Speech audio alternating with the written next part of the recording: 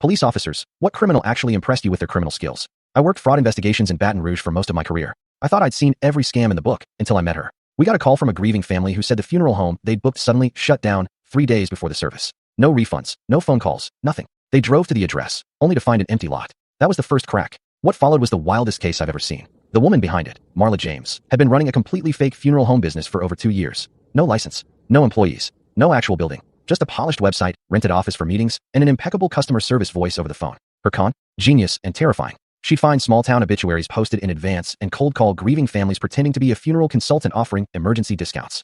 She even sent brochures, professionally printed, with fake testimonials. People paid her thousands for embalming, caskets, cremation, you name it. She claimed the services happened off-site or were delayed due to COVID. Most families, too exhausted with grief, didn't question it. Sometimes she did hold a service, rented space at a local chapel, showed up in a black suit, pretended to be the funeral director. She hired gig workers off Craigslist to pose as staff, told them it was a film shoot. Even had urns shipped that were filled with ashes from burned logs. No one suspected a thing, until she vanished mid-booking. We tracked her down 6 states over in Kentucky, living under a different name in a lakefront Airbnb she'd been renting with stolen identities. When we arrested her, she looked me dead in the eye and said, "I gave those people closure. More than most real directors do." We found over $940,000 across multiple accounts. The craziest part? She had no criminal record. Used to be a wedding planner.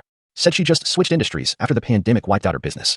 Did she cross a line? Absolutely. But I'd be lying if I said her scheme wasn't meticulously brilliant. Who fakes an entire funeral home and gets away with it for 2 years? Her name won't make headlines. But in our files, she's marked unusually sophisticated, extremely high deception IQ. And honestly, she earned it.